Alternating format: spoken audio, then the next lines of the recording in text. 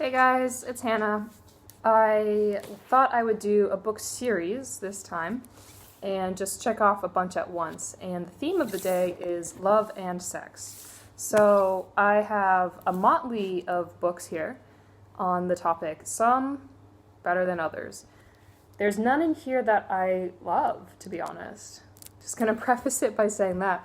And I'll go into why. So, first, The Sexual Self by Voda Offit. I think this person is an Eastern European doctor. And I believe it was written in the 70s. So basically, this doctor has a clinic and she helps counsel married couples.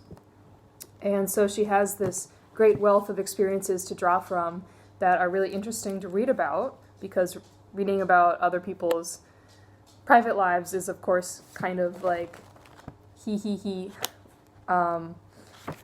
But it's kind of outdated. Like, it gives good points about when people in marriage will leverage their emotions or leverage sex in order to get back at the other person, or to get what they want, or to express resentment, and how that's all bad. But some of the stuff she says is just like, it's like, what? Like, are you actually a doctor?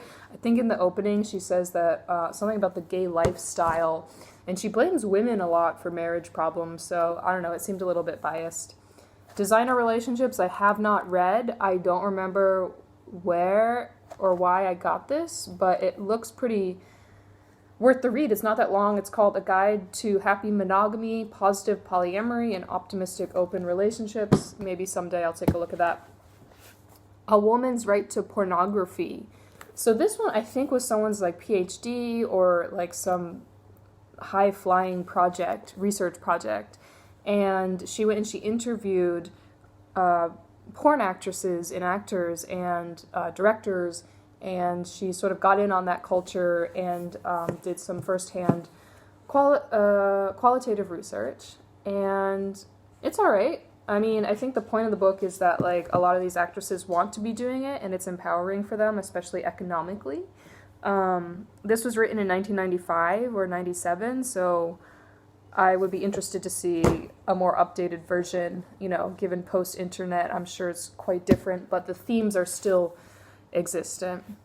Falling in Love for All the Right Reasons by Dr. Neil Clark Warren.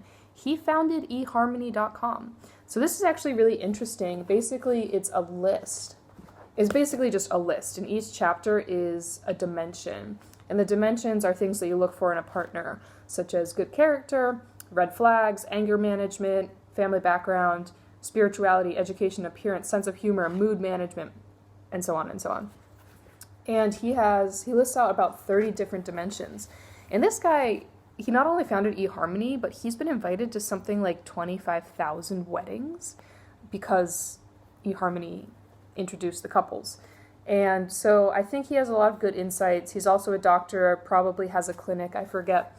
And so he's dealt with a lot. And basically, after reading it, my takeaway was, holy shit, it is hard to have a successful marriage.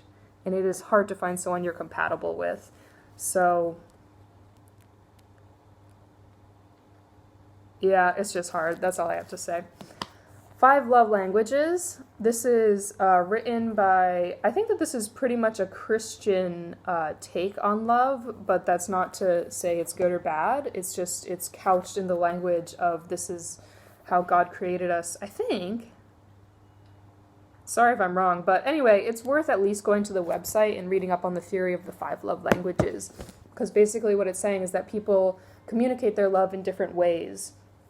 And it's important to recognize the way that your friends or family or your loved one communicates their love, so that you don't get frustrated being like, why don't they ever do this, when in fact they're expressing their affection in a different way. So the love languages are words of affirmation, which means they like praise you or tell you verbally that they love you. The second one is acts of service, so someone who will always go out of their way to help you, to do favors and think on your behalf. The third one is physical touch. I don't think that needs to be explained. The fourth one is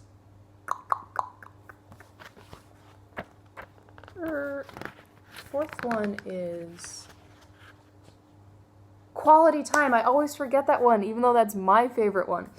Quality time is basically words are cheap.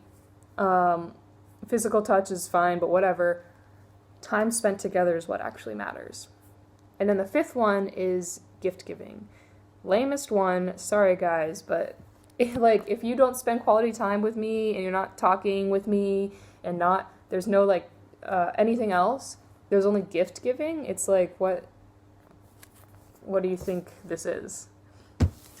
Finally, I have this tome from the 60s by Alfred Kinsey, the founder or the person who the Kinsey Center of Sexual Research was named after. Sex Offenders, and it's a big book. I found it in a used bookstore in Chicago and was like, yeah, let's get it. This looks historical. And basically he's taking data from decades, from the 20s, 30s, I think up through the 60s, actual data on sex offenders. And there's no way I can go from start to back and read the whole thing word for word. So I kind of skipped around, and some of the chapters just look too interesting to skip. Some chapters are called premarital coitus and family stability and incest within family. That seems redundant. But for instance, incest of the father, sorry guys, but I'm just reading this off the page. The father molesting the daughter is much more likely if the father has brothers than if the father has sisters. By a factor of 133 to 100.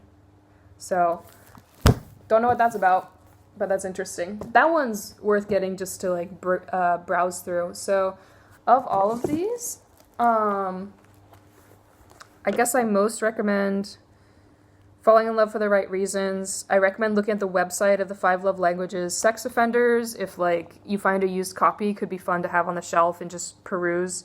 A Woman's Right to Pornography is fine, if you're doing research on that, but it's not the most up to date. The Sexual Self, I think, was seminal in its time, but outdated. Designer Relationships, probably fine. I haven't read it. There are 2 other books I've read on this topic. One is The Brain in Love, and that one's great because it's all about how chemistry and hormones kind of are the deal breaker and kind of run the game. And that's a good reminder that we're all subject to chemicals. And another one, well, it can't be that important because I forgot it. All right, that's it for today. Bye-bye.